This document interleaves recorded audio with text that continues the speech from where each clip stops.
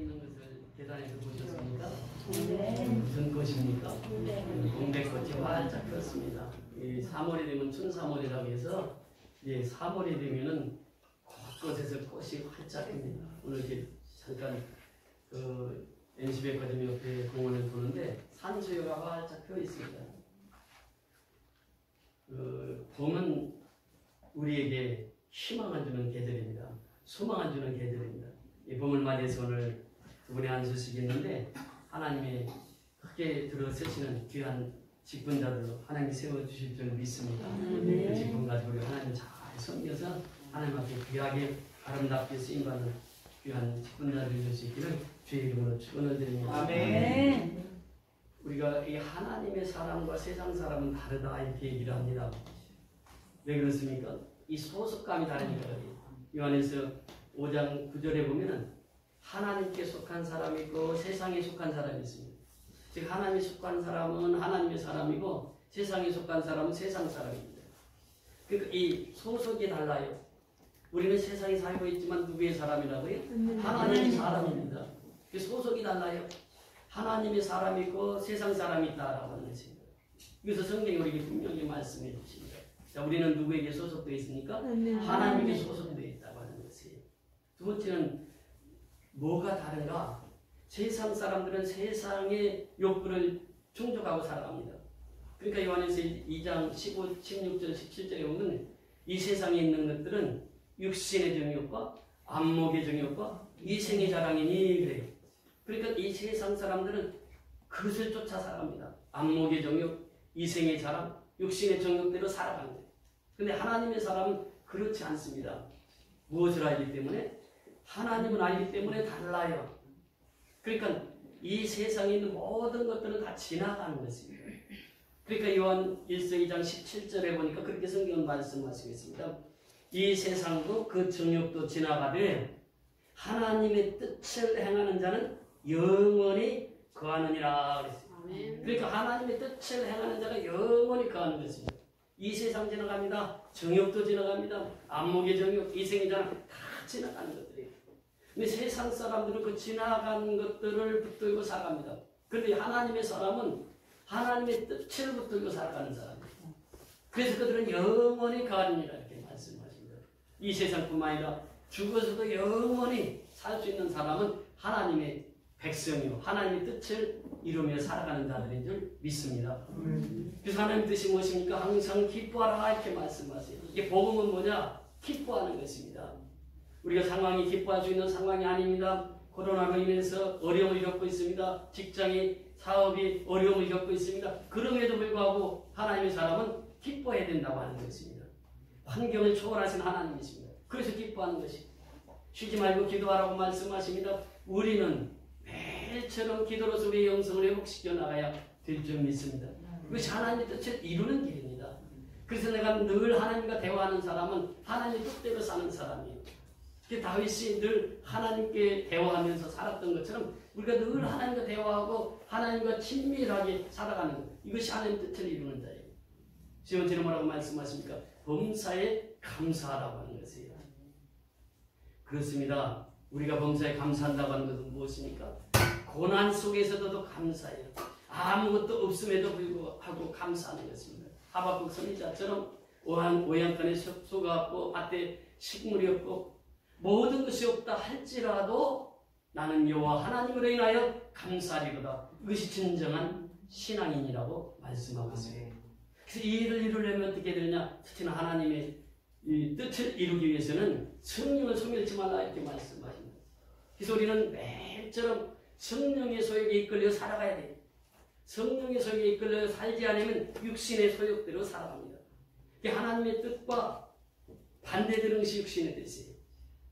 하나님의 나라와 세상 나라는 정반대되는 개념을 가지고 있습니다.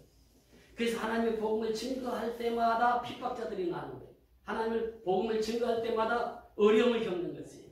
왜냐하면 소속이 다르고 이 소속이 다르기 때문에 그렇습니다. 또 추구하는 바가 달라요. 세상 사람들이 추구하는 바와 하나님의 사람이 추구하는 바가 다르기 때문에 계속 충돌이 일어납니다. 그래서 오늘 이 본문에 보면은 그렇습니다. 오순절날 성령이 쫙 충만을 받고 사도들 가서 복음을 전해야 합니다. 성령이 충만해서 복음을 전합니다. 이 복음은 누가 전합니까? 성령이 충만한 자들 통해서 하나님의 역사를 이루어 가신다고 하는 것이에요. 그래서 사도 베드로를 중심으로 해서 성령이 충만해서 복음을 전할 때 3,000명이 회개하고 돌아옵니다. 그 다음에 5,000명이 회개하고 돌아옵니다. 그리고 이제 베드로가 복음을 전할 때에 솔로몬 행각에 모여서 복음을 전합니다. 1차, 2차 복음을 전합니다. 1차 복음을 전가다가 옥에 갇혔습니다. 옥에 갇혀서 그 어려움을 겪고 있을 때에 신문을 합니다.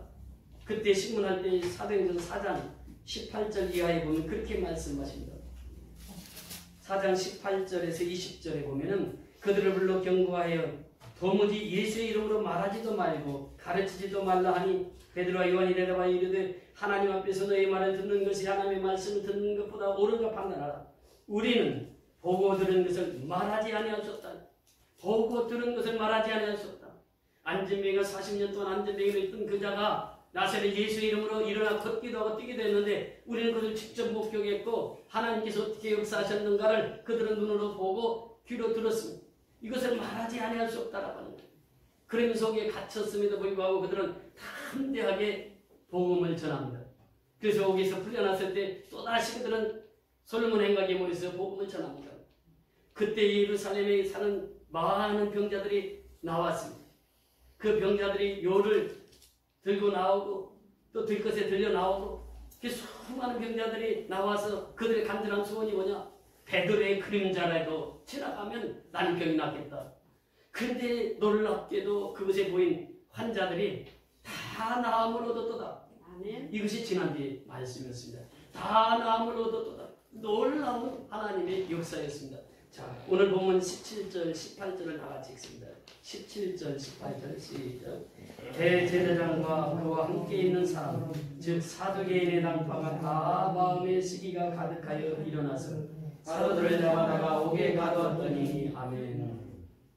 여기 보면 또 이 대제사장과 그와 함께 있던 사두개인들이 사도들을 잡아서 옥에 가둡니다. 지금 풀려났다가 또다시 복음을 전하다가 이제 또다시 옥에 갇히게 되는 것입니다. 여기 보세요. 그 대제사장과 그와 함께 있던 사두개인들, 대제사장은 아론의 반열을 통해서 그 제사장은 계속 불려나왔습니다. 그들은 예배를 집도하는 자들이었습니다. 그들과 또 사두개인들은 어떤 사람이 이 세 가지 사두개인들의 특징이 있는데 첫째는 자연주의자들입니다. 그러니까 이 사두개인들은 예수를 믿는데 초자연주의를 믿지 않습니다. 다시 말하면 기적을 믿지 않습니다. 그러니까 예수님이 우리를 걸어가셨다. 이걸 믿지 않아요. 초자연주의자들입니다. 두 번째는 이성주의자들입니다. 그러니까 이들은 이성주의자이기 때문에 부활을 믿지 않아요. 어떻게 사람이 죽었다가 다시 사냐?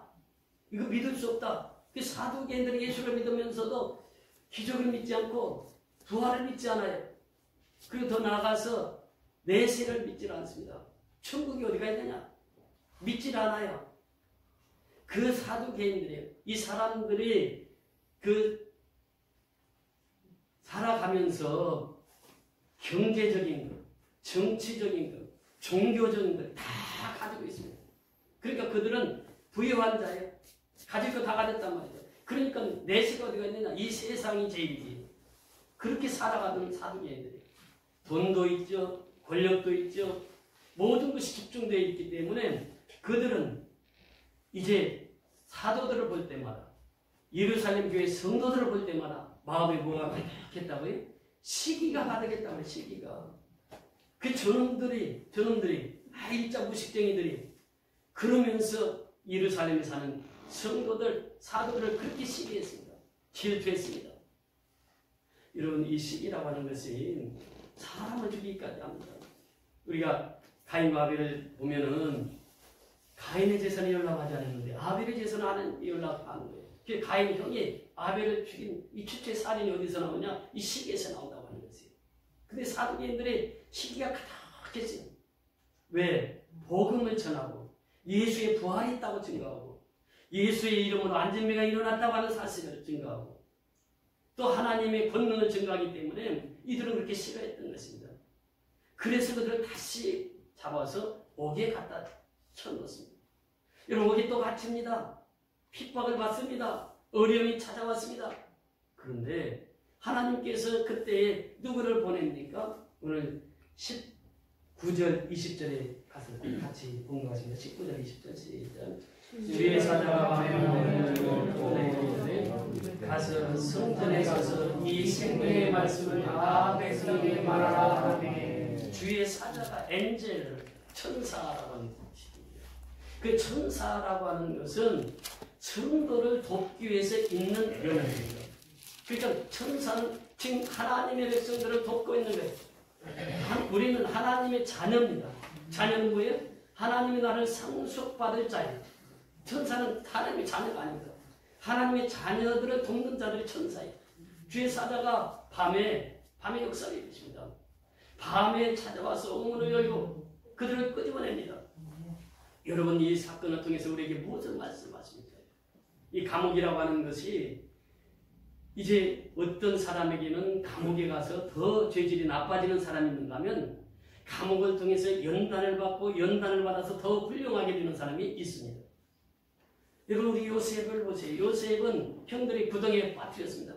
그런데 지나가는 사경을 통해서 하나님께서 그 요셉을 구덩이에서 건져냅니다. 여러분 총리되기 직전에 요셉은 어떤 일을 했습니까? 감옥에서 깜빵살이 2년 동안 했습니다. 2년 동안 깜빵살이 하면서 그 술 맡은 관원료가 떡 맡은 관원장이 그 감옥에 왔을 때 그들로 하여금 애굽의 정치사를 다 2년 동안 배웠던 것입니다. 2년 후에 그가 옥에서 나올 수 있었던 것은 무엇입니까? 그 바로의 꿈을 해석하면서 옥에서 나와서 바로 총리가 됩니다. 여러분 보세요. 고난은 곧 축복입니다. 그래서 우리가 생활 속에 어려움을 당하고 힘든 일을 당할 때마다 우리는 고난은 축복이라고 외칠 수 있어야 되는 것입니다. 고난은 곧 축복으로 다가온 것입니다. 요셉분이 믿겠습니까? 에레미야도 보세요. 시리의 뜰에 갇혔을 때에 그는 고백합니다. 여호와는 이를 행하시는 여호와, 이를 성취하시는 여호와, 내가 여호와께 부르짖으리라. 그러면 여호와께서 내게 응답하시리라. 하나님께서 내게 크고 비밀한 일을 내게 알리시리라. 그러면서 그 사명을 감당합니다. 옥에 갇혀서 그는 신앙이 더 깊이 하나님을 만났던 것이죠. 그래서 그 옥에서 나와 또 복음을 전합니다. 여러분 사도 베드로 보세요. 지금 1차 투옥을 당했습니다. 그러면서 그들은 고백했습니다. 하나님의 말을 듣는 것이 옳은가 사람의 말을 듣는 것이 옳은가를 판단해봐라. 우리는 보고 들은 것을 말하지 아니할 수 없도다. 담대하게 복음을 전합니다. 그리고 또다시 옥에 갇혔습니다. 두려워하지 않습니다. 옥에 갇힌 거 두려워하지 않습니다. 그 옥에 갇혔는데 주의 사자들이 밤중에 와서 옥문을 열어서 그 베드로를 꺼내줍니다. 이것이 무엇입니까? 하나님의 기적적인 역사예요. 여러분 사도행전 12장에 가면 또 바울이 옥에 갇힙니다. 옥에 갇혔을 때 그때는 야고보가 옥에 갇혔다가 사형을 당합니다. 톱으로 순교를 당했어요. 그리고 이제 베드로는 무교절이 끝나면 사형시키려고 잡아서 옥에 가둬두었던 것입니다. 그런데 베드로는 그 옥에서 어떻게 했습니까? 깊은 잠을 자고 있었어요. 전사가 와서 베드로를 깨웁니다. 베드로가 깊은 잠에 들어서 일어나지 못해. 그러니까 옆구리를 발로 쳐서 그 베드로를 깨웁니다. 그리고 베드로를 끌어냅니다. 그렇게 간수들이 철저히 지켰지만은 하나님의 천사가 베드로를 끌어내. 그리고 다시 복음을 증거하게 합니다. 여러분 사도행전 16장에 보면 바울과 실라가 복음을 증거하다 옥에 갇혔습니다. 밤중쯤 되어서 하나님 앞에 기도하고 참회했더니 하나님께서 옥문을 다 흔들어서 그 옥문을 흔들고 이 죄수들을 다 한 곳에 모으고 바울이 다 한 곳에 모았을 때에 간수장이가 생각하기를 나는 이제 죽었구나. 내가 복으로 죽으나 내가 스스로 자기를 해서 죽으나 마찬가지니 내가 스스로 죽는 게 낫지. 칼을 빼서 자기를 죽이려고 자해하려고 자살하려고 그랬을 때 바울이 소리칩니다. 내 몸을 해하지 말라. 우리 다 여기 있다. 그 바울 앞에 와서 간수장이 무릎을 꿇고 하나님 앞에 바울 앞에 얘기합니다. 어떻게 하면 내가 살 수 있습니까? 어떻게 하면 내가 구원을 받을 수 있습니까? 그때 바울이 유명한 설교를 합니다. 그 설교가 무엇입니까? 주 예수를 믿으라. 그리하면 너와 내 집이 구원을 받으리라. 예수를 믿으면 너와 내 집이 구원을 받는다고 하는 사실이에요. 이 사실 속에서 우리는 감옥이라고 하는 것이 결코 또 핍박이라고 하는 것이 결코 우리의 신앙을 좌절시키거나 무너뜨릴 수가 없다라는 사실입니다. 이 초대교회를 통해서 우리에게 보여주는 사건입니다. 그래서 하나님께서는 그들을 옥에서부터 풀어주십니다. 풀어주신 데는 반드시 하나님의 목적이 있고 하나님 뜻이 있습니다. 왜 옥에서부터 석방했느냐? 왜 깜방에서 풀어줬느냐? 풀어준 목적이 있어요. 뭐 하라고? 자, 오늘 21절을 같이 보시면 20절, 21절 다시 한번 보십니다. 시작. 가서 성전에 서서 이 생명의 말씀을 다 백성에게 말하라 하매 그들이 듣고 새벽에 성전에 들어가서 가르치더니 대제사장과 미개는 사람들이 와서 공회와 이스라엘 벽에 올른들을 다 보고 사람을 오게 변해서 사도들을 잡아라 하니. 자, 여기에서 보면 가서 성전에 서서 이 생명의 말씀을 다 백성에게 전하라. 그것이 하나님의 뜻이었어요. 하나님의 뜻은 그 감옥에서 해방시켜서 감옥에서 석방시켜서 해나고자 하는 일이 무엇입니까? 백성에 가서 이 생명의 말씀을 전하라. 그래서 이 새벽에 가서 생명의 말씀을 전합니다. 21절에 보니까 그들이 듣고 새벽에 성전에 들어가서 가르치시더니 우리가 주의 일꾼들이 필요한 것이 뭐냐? 순종입니다. 순종이 얼마나 중요한지 몰라요.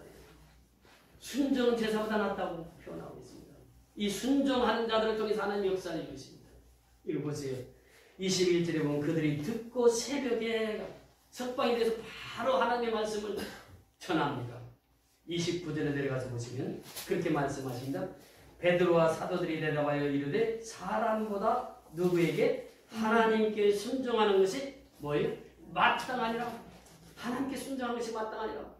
그래서 그들은 즉시 순종합니다. 그래서 새벽에 가서 또 복음을 전합니다. 이것이 바로 오늘 본문의 말씀입니다. 여러분, 사명자는 하나님께서 반드시 들어쓰십니다. 사명자는 어떤 핍박이 와도 두려움이 와도 그것을 이겨나갑니다. 오늘 두 분의 안수식이 있는데 우리 김영희 권사님은 저하고 다니면서 어려운 일들을 많이 했습니다. 노숙자들 머리 자를 때 얼마나 힘들었는지 모릅니다. 지금은 영등포 광역교회가 지금 건물이 좀 서 있고 그러지만 그때 우리가 봉사할 때는 천막에서 봉사를 했습니다. 천막에 들어가면 오줌 냄새, 똥 냄새가 지립니다. 그 속에서 노숙자들이 있는데 그 우리가 이발을 하러 가면 보통 40~50명씩 이발을 합니다.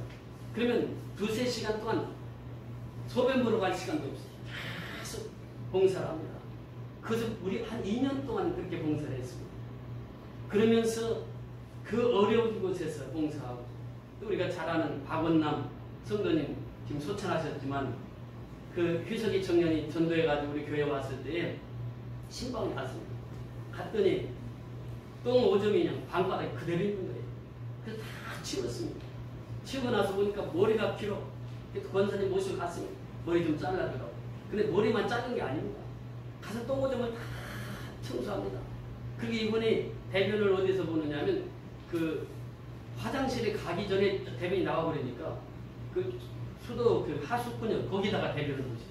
그럼 그걸 또 다 대변 건져서 빨래해서 널어서 그리고 한 3일 후에 가면 또다시 원상태입니다. 그분을 이렇게 모시고 다니면서 또 그분을 봉사하면서 그렇게 섬겨왔습니다. 근데 하나님께서 이제 그런 모든 과정들을 보시고 이제 주의 종으로 하나님이 부르셨어요. 동계대학을 통해서 그렇게 이제 그 신학을 하게 하시고 그게 이제 하나님께서 이제 하나님의 사자로 쓰시기 위해서 하나님께서 부르신 줄 믿습니다. 그래서 이제 오늘 전도서 안수식을 하면서 이제 하나님께서 사도들처럼 귀하게 아름답게 쓰임받는 일꾼으로 살아가게 될 줄 믿습니다. 우리 강신영 교육이 앞에 있습니다만 이제 전에 주먹도 좀 세고 그래서 이제 주먹도 좀 많이 쓰고 그랬더니 형님 지금 몸도 보세요. 몸이 아주 건장합니다. 그런데 그 전에는 그런 일을 했다 할지라도 지금 이제 우리 교회 와서 새벽기도 또 주일 예배, 수요 예배, 금요일 예배 한 번 빠진 적이 없습니다. 예배에 제일 잘 참석하는 그 삶이 변화가 되는 이 동네에서도 동네 사람들이 얘기합니다. 아, 이거 선교연합교회 가더니 그 사람 많이 변했다고. 그 사람 많이 변했다는 게. 그래서 오늘 안수식을 하게 되는데 이제 집사로 안수하면 안수식을 받게 되면은 이제 더 하나님 앞에 아름다운 삶을 살아가는 이 집사로서의 삶을 살아갈 줄 믿습니다. 그래서 우리는 기도하고 이 두 분을 안수하게 됩니다. 하나님께서는 이 두 분을 통해서 하나님 역사를 이루어가기를 원하십니다. 그래서 우리에게 주어진 사명이 뭐냐? 모든 일꾼들에게 주어진 사명은 생명을 전하는 것입니다. 여러분을 살리기 위해서 하나님께서 예수 그리스도를 이 땅에 보내주셨습니다. 예수님께서는 우리 조금 전에 성찬식을 했는데 잔을 들 때 그 잔은 무엇입니까? 예수의 피를 기념하는 것입니다. 예수의 피는 무엇입니까? 우리의 모든 죄를 사하여 주시고 우리의 모든 복을 제공해 주신 분이 바로 예수의 피, 예수의 보혈로 통해서 이루어지는 줄 믿습니다. 네. 그래서 내가 예수와 함께 죽지 않으면 예수님과 함께 살 수가 없습니다. 사도 바울은 고백합니다. 그런즉 누구든지 그리스도 안에 있으면 새로운 피조물이라 이전 것은 지나가서 보라 새 것이 되었더라. 예수 안에 있으면 새 사람이 되는 것입니다. 예수와 연결되어 있으면 새 생명이 되는 것입니다. 예수와 연결되어 있으면 전도하게 되어 있습니다. 예수와 연결되어 있으면 생명이 생명을 낳는 역사가 이루어지게 되는 것입니다. 사도 바울은 고백합니다. 내가 그리스도와 함께 십자가에 못 박혔나니 십자가에 못 박히는 것이 그리스도이거든요. 왜? 아버지께서 말씀하셨잖아요. 예수님이 이 땅에 오신 것은 내가 섬김을 받으려 함이 아니라 도리어 섬기려 하고 많은 사람들의 대성물이 되기 위함이라고 말씀하십니다. 예수님이 오신 목적은 딱 두 가지입니다. 섬기러 오셨습니다. 십자가에 죽으러 오셨습니다. 그 십자가에 죽은 사람은 그때부터 섬김이 해같이 빛나는 삶을 살아가게 되는 줄 믿습니다.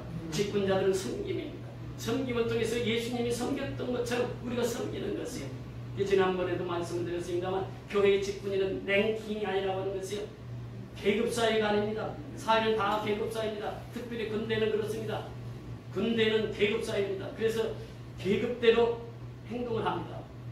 그런데 교회는 그게 아닙니다. 계급사회가 아니에요. 링킹이라고 하는 것입니다. 예수님과 연결만 되어 있으면 된다고 하는 것이에요. 예수님과 연합만 되면 된다고 하는 것입니다. 그러니까 예수님과 연합은 어떻게 이루어지느냐? 내가 예수님과 함께 십자가에 죽게 된다고 하는 것이에요. 그런데 그것으로서만 끝나는 것이 아닙니다. 생명을 낳아야 되는 것입니다. 그래서 우리 선교연합교회 통해서 계속해서 생명을 낳고 있습니다. 우리 30명의 성도가 미얀마에 300명을 섬길 수 있는 것은 무엇이냐? 생명을 낳는 것이에요. 지금 미얀마 사태가 참 심각합니다. 지금 구테타를 위해서 너무 어렵고 힘든 시간들을 보내고 있습니다. 어제 그제 통화를 했습니다. 어젯밤이고 통화를 했는데 한 30분 통화를 했는데 전에 얼마 전에는 양곤 선교연합회 주변에 집을 누가 방화를 해서 집을 완전히 전소시켜 사는 집을 완전히 딱 불태워버렸습니다. 그런데 그 누군지 잡지를 못하는 거예요. 제가 통화하기 바로 그 전날 오전 8시 어떤 사람이 칼을 들고 와서 사람을 난자했습니다. 그래서 사람을 살해를 했는데 그리고 도망을 가는데 잡지를 못하는 거예요.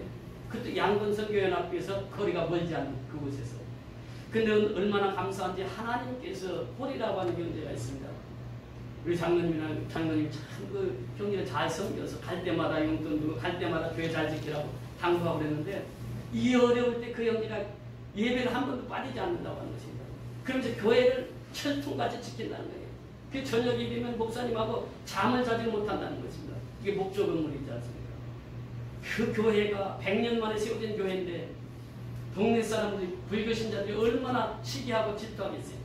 그래서 잠을 못 자고 잠을 언제 자느냐? 저희는 아침 6시부터 잠을 잔다고 그랬는데 지금 새벽 5시, 4시 요때 되면은 이제 사람들이 움직이니까 그때 잠을 잔다. 밤새 교회를 지키고 여러분 이 어려운 지교회들을 위해서 하나님께서 지금 이제 그들의 시련, 그들의 핍박을 통해서 하나님이 지켜주시고 보호해주시는 줄 믿습니다.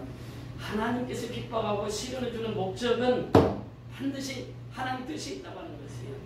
그 일로 인하여서 생명의 복음이 전파되기를 원하셨다고 하는 것입니다.